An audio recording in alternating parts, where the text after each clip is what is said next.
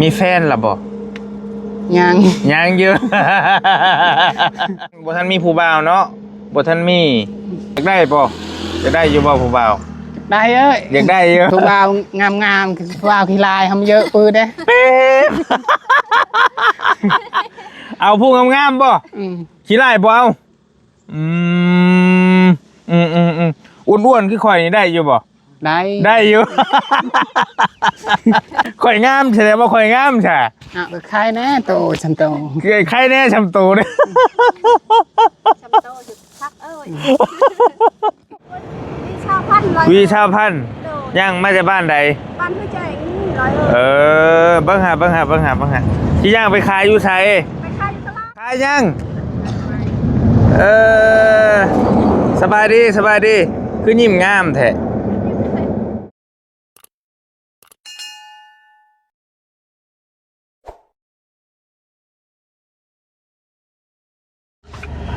บริพานมาเห็นแม่ค้าคนหนึ่งเราหาบกล้วยเลาะเขาบ้านนั่นบ้านนี่บ้านนั่นบ้านนี่เลาะขายกล้วย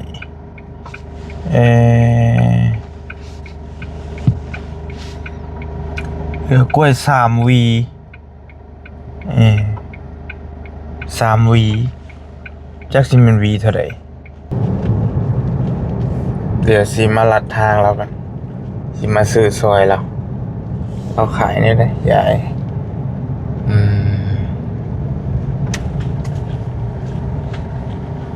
เบิกก่อน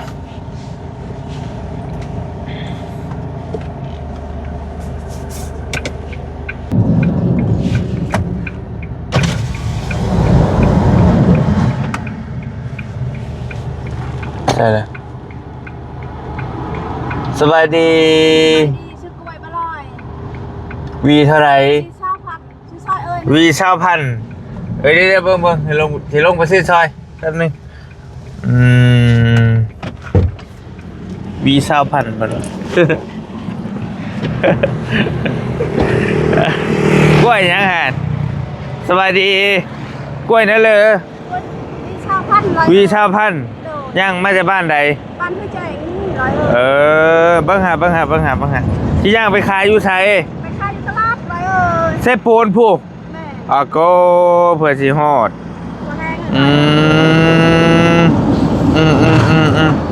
ขายได้จักวีล่ะทำมีแล้ววี20,000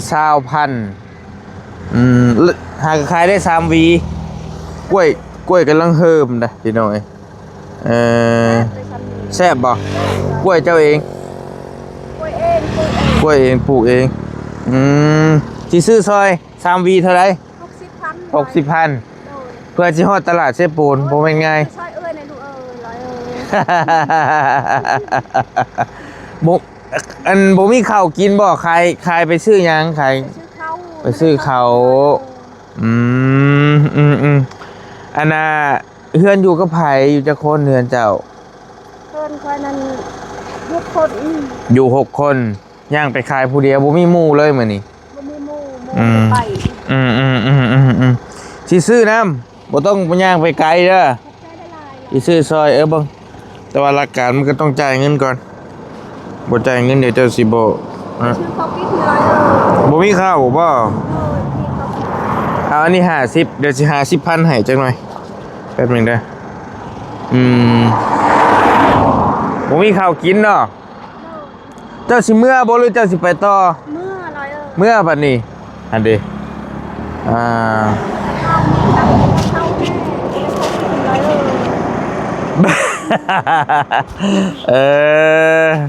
เอาบ่เข้ากันถ้าจะเอาเข้าให้เอาเนาะผัวไปใช้ผัวบ่จักแนวหาเงินลูกจะคนลูก4 คนเป็นสาวเป็นบ่าวล่ะบ่ก็ทำหูหาเงินน่ะร้อยรถก็บ่มีรถก็บ่มีกำลังไปจะให้ได้รถขี่ร้อยไม่ได้รถนะอยากได้รถขี่นั่งลงก่อนจังหน่อยตะกู้ก่อนตะกู้แต่ว่าเจ้าว่า ถ้าพระเจ้าได้ดูจะได้รถนั่น อยากได้รถเอาแล้วบาทนี่ขออนุญาตถ่ายคลิปนี่เด้อขออนุญาตถ่ายคลิปนี่ถ่ายกัน เจ้าชื่อยัง ชื่อบอด ชื่อเอ้ยวอนจักปีแล้ว ไม่ได้พูดอะไรสิหาเงินอันนี้ให้ก่อนบ่ฮู้ปีครับแต่ว่ามีลูก4คนแล้วเนาะอ่ะเอาอีก 10,000 เป็น60เนาะเห็นเจ้าเลาะขายรถไปรถมาอยู่ก็เลยว่ามาแวะซื้อน้ำกระบะเพื่อสิฮอดเซโปนมันบ่ได้แม่นง่ายไม่ได้เป็นยังเลย บ่เป็นหยัง พระเจ้าได้ดูจะจะเอา อยากได้รถ ได้รถที่ได้รถที่ อยากได้รถหยังบัด รถจักร อยากได้รถจักรเอาแล้วตาย ทางตลอดลูกใหญ่แล้วไม่ได้รถที่เลยโอ้โหหาเงินหาแต่หน่อไม้นี่แต่หาหน่อไม้ อยากได้รถแหล่สิขี่ไปขายเครื่อง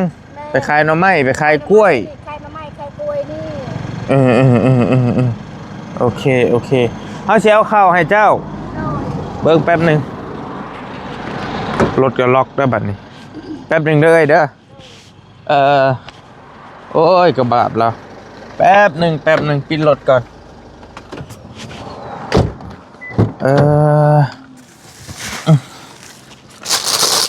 อย่างมากโอ้เผื่อสิฮอดเซโปนมันบ่แม่นของคอยเผื่อเจ้าสิฮอดเซโปน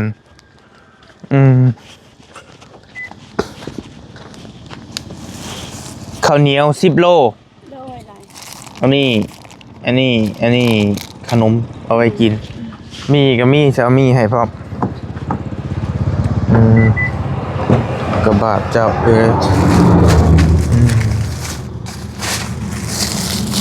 กินข้าวมาแล้วบ่ยังบ่ทันได้กินข้าวมาซ้ำเฮ้ย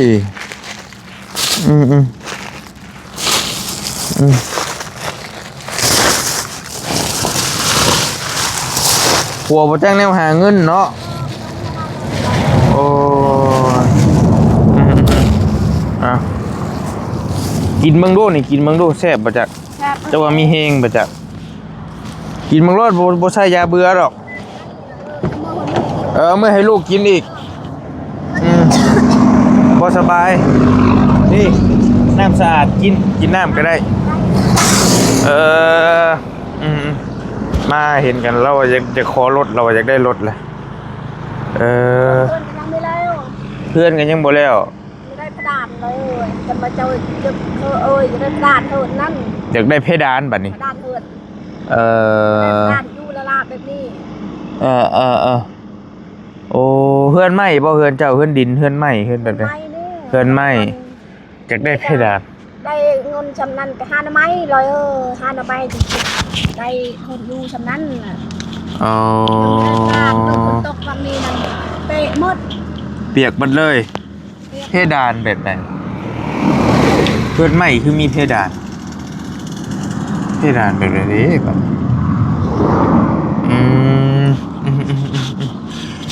เมื่อวานนี่ก็ขายบ่มื้อนี้ไปไม่ได้ไปบาทได้กล้วย6 หวีแม่พอดีได้เท่าไหร่ได้120,000เจ้าขายได้3เลยเหรอวะเหลือ3ขายนั่น5 หวีทั้งเบิดนะ5 หวีแล้วเรือขายเฮา3 หวีได้เงิน100,000แม่นเหรอวะกระบาดเจ้าแต่ว่าบ่ค่อยมีไผชานะผู้ใดอันนั้นบัดนี้คนในบ้านห้วยแจ้งนั่นคนในบ้านห้วยแจ้งคือกันหั่นก็ได้ขายหยังเด้ตัวนั้นน่ะขายหน่อไม้กำลังพังบมาผู้หญิงบ่แม่น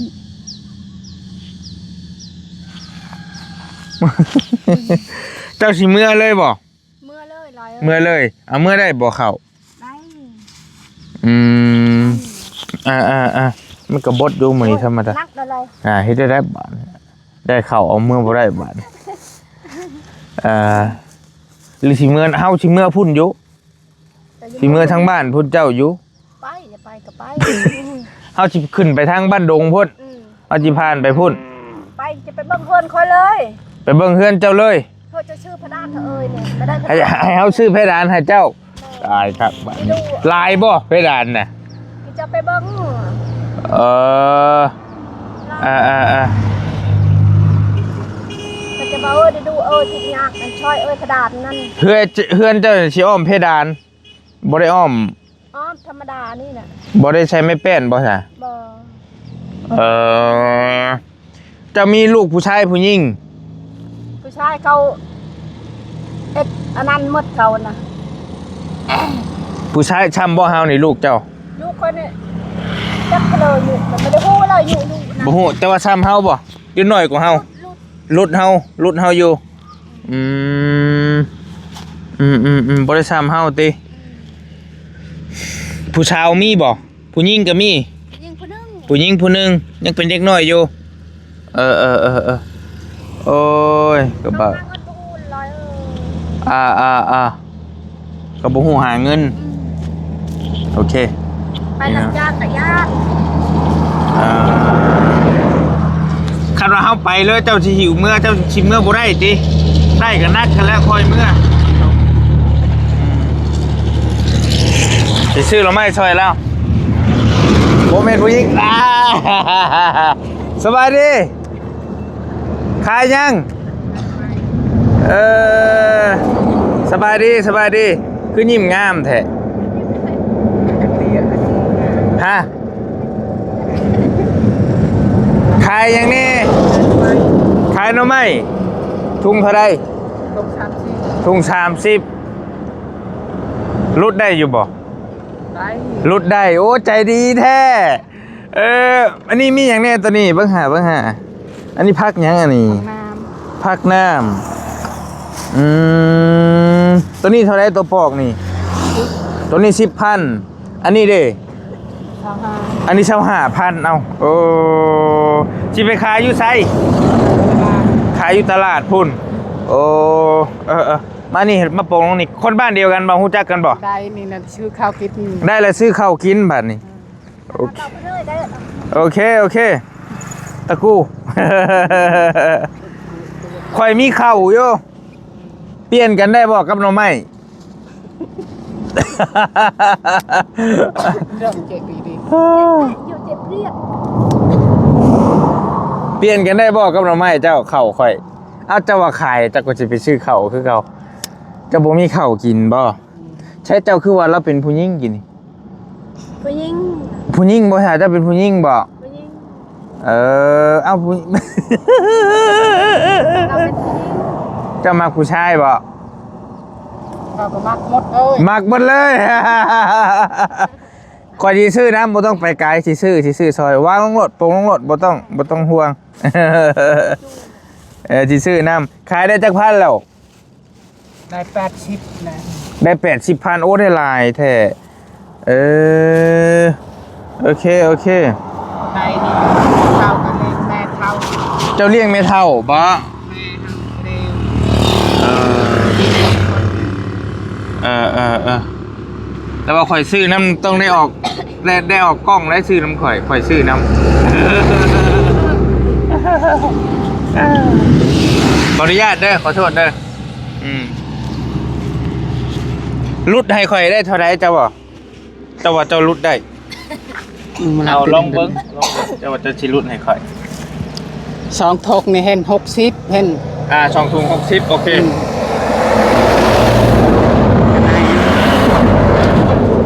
กำลัง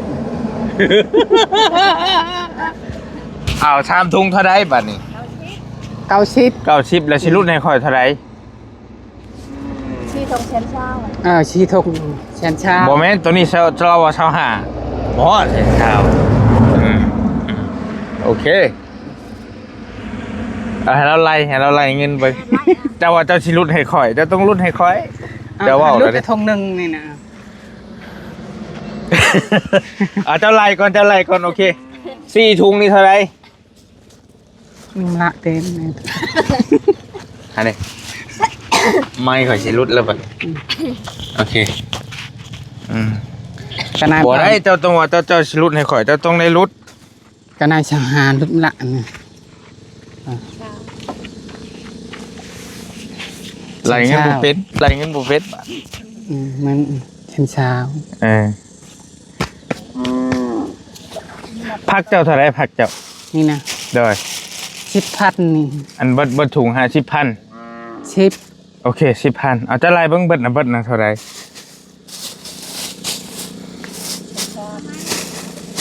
50 เอาบ่อ้ายหน่อไม้เอาบ่เอา ซื้อซอยเด้เอาเท่าไหร่เอาไล่เบิ่งก่อน แสนชาติมาละเรามันแสนห้าแสนหกแสนหกหมดนี่ แม่นบ่ แม่น บ่เป็นหยังเฮาเบิ่งเฮาสิไล่เบิ่งก็ได้เจ้าขายถุง30เนาะ 30 3ถุง90ตัวนี้25เป็นเท่าไหร่บวก90กับ25บ่จักบาทนี่เอาบ่ฮู้ละ บ่ฮู้เงินบาทนี่ก็น่ากดมา90กับ25เท่าไหร่ครับไล่เป็นบ่ โอเคเอาไล่ออกอยู่นี้และอันนี้ถุงละ10บ่ถุงละ10โดยถุงละ10 5ถุงเบิ่งเฮาสิไล่เบิ่งแล้วบวกมันพัก 10,000 เนาะพัก 10,000 เนาะโอเคเป็นเท่าไหร่ทั้งเบิดเลยเจ้าอะไรเจ้าว่า กำลัง195แป๊บคือแพง บ่แม่น ว่าลบแบบนี้บ่ได้บ่ฮอดเอามาอีกนี่จะว่า160นึง นั่นก็เอาแหละ เท่าไหร่ก็เอาบ่โอเค100,000ก็เอาเนาะ ก็ได้พวก1,000 เอาจะว่าเท่าไหร่ก็เอาไล่เงินบ่เป็นบาทนี่พี่น้องเอ้ยสิว่าแนวใดเอาบัตรเจ้าไปขายให้คนอื่นเจ้าละสิไล่เงินเป็นซะ เป็นอะไร แต่ว่าเพิ่นซื้อที่ละถุงเพิ่นบ่เคยเมาเบิดแบบนี้บ่คันเมาเบิดแล้วเจ้าไล่บ่เป็นเนาะกำลังเพิ่นซื้อที่ละถุง2ถุงแล้วเจ้าไล่เป็นเนาะ เป็นโดยบ่แม่นว่าอันนี้นะแม่นว่าดูถูกดูแค้นชุมเจ้าแค่ว่าอยากให้ชุมเจ้าไล่ให้เป็นหั่นนะเอา3ถุงนี่มัน90บวกอีก25ก็เป็น115เป็น115,000แล้วบัดนี้115,000บวกอีก50เป็นเท่าไหร่บวกอีก50เป็นเท่าไหร่เป็น165เป็น165บวกอีก10,000เป็นเท่าไหร่665บวกอีก10,000เป็นเท่าไหร่เอ้ยเป็นเท่าไหร่เท่าไหร่เป็น175,000เด้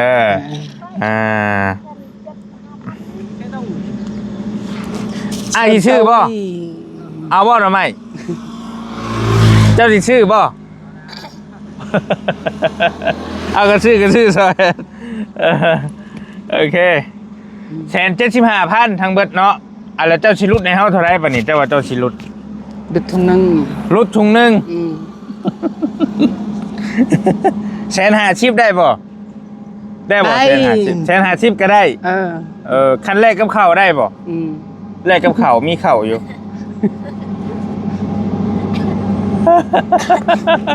โอ้รอโอเคบ่เป็นหยังบ่สิเอาให้เจ้า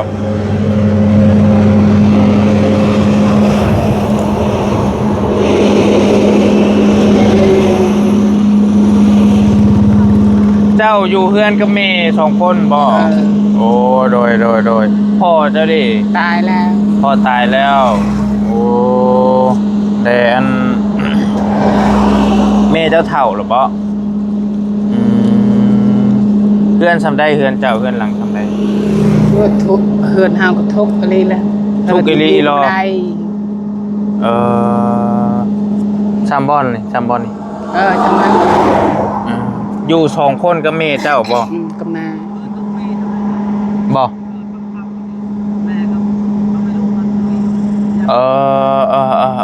โอเคอยู่ใกล้กันบ่กับเจ้านี่ บ้านเดียวนะ อยู่บ้านเดียวกันอยู่บ้านหัวแจ้งอยู่ทั้งข้างปั๊มน้ำมันหั่นเหรอวะว่าบ่เคยแวะจักเทื่อทางนั้นโอเค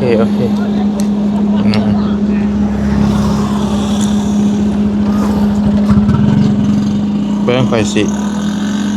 หาเงินให้เจ้า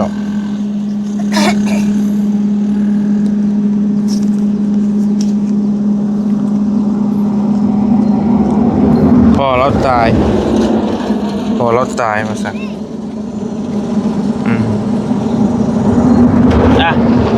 แม่นบ่นับเบิ่งดู ใจเนี่ย แม่นบ่จะนับเบิ่งเท่าไรฮะถึกจะบ่ ถึกบ่ เจ้ายังสิไปต่ออยู่บ่หรือว่าสิเมื่อบัดนี้ เลย เมื่ออันเป้าหมายคือไปขายอยู่ตลาดเซโปนเนาะไปขายอยู่ตลาดฮั่นแหละขายเบิดแหละชื่อเขาชื่อน้ำแล้วย่างมากลับมาอีกแบบนี้ย่างโอเคพี่น้อยอันน่ะเจ้าซื้อแนวใดซื้อเพชรอายุเท่าใดอายุเจ้าจักปีอายุ5บ่ฮู้พูดได้อายุบ่จักมีแฟนล่ะบ่ยังเยอะ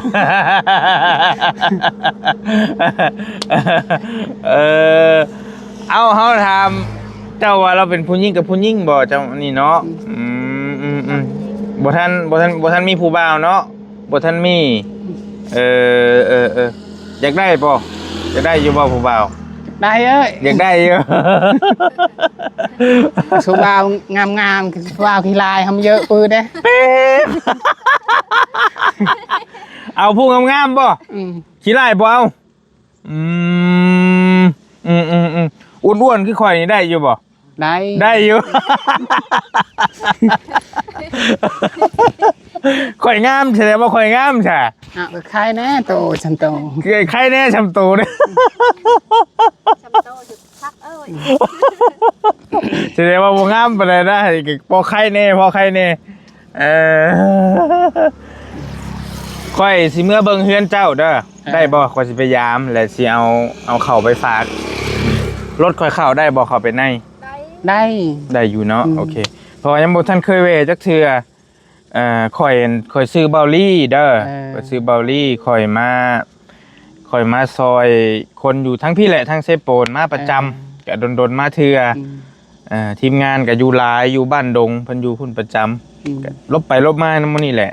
ข่อยเอาข้าวเอาน้ำนี่แหละมีทุนของผู้ใหญ่ใจดีเพิ่นให้มาแล้วก็มาแจกจ่ายคนทุกข์คนยากนั่นแหละคันว่าอยากเบิ่งตัวเองก็เจ้าลิน Facebook กับเบาลี่สายบุญโดย YouTube กับบอลลี่มีโทรศัพท์อยู่บ่มีโทรศัพท์โอเคป่ะก่อนสิเมื่อยามเพื่อนเจ้าไปเดี๋ยวจะเอาเข่ามาให้เด้อ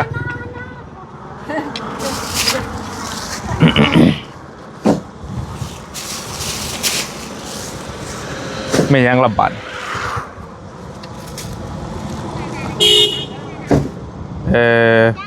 รถบ่โอเคแป๊บนึงเอาไปจ้อยกันที่ซื้อซอยอยู่แต่ว่าไปก่อนแหละไปขึ้นไปที่มาส่งหูจักเขาบ่เอาบ่หรือไม่โอเคมาเอาครับไอ้เชียวให้เอา โดยบ่เตียงเมื่อแล้วบ่เตียงก็มาอยู่บ้านนี่เดี๋ยวเชียวขนมให้แป๊บนึงเชียวขนมให้อันนี้ลูกเมื่อส่งเพิ่นก่อนโดยมาประจำเอาอีกอ่ะครับเอาอันนี้เอาบูเป็นยังเอาบูเป็นยังได้บ่ถือได้บ่โอเคไปก่อนเด้อโดยเจ้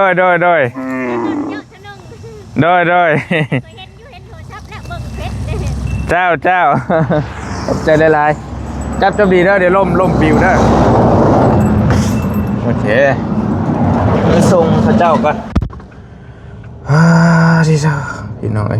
มื่อนี้เจอสาวประเภท2เป็นว่าซัมเบอรี่นี่พ่อได้อยู่ว่าสันซัมโตนี่พ่อได้อยู่เดี๋ยวชิมเบิ่งเดี๋ยวชิมยามเพื่อนเล่าว่าฮู้ว่าเราเป็นเท่าใดเพื่อนซาเราอยู่กินเท่าใดเราว่าอยู่กับแม่เฒ่าแล้วทุกข์ยากเฮงว่าซั่นเนาะเดี๋ยวเจอกันอีกคลิปหน้าสบายดีพี่น้องแล้วจังว่ากันบ๊ายบาย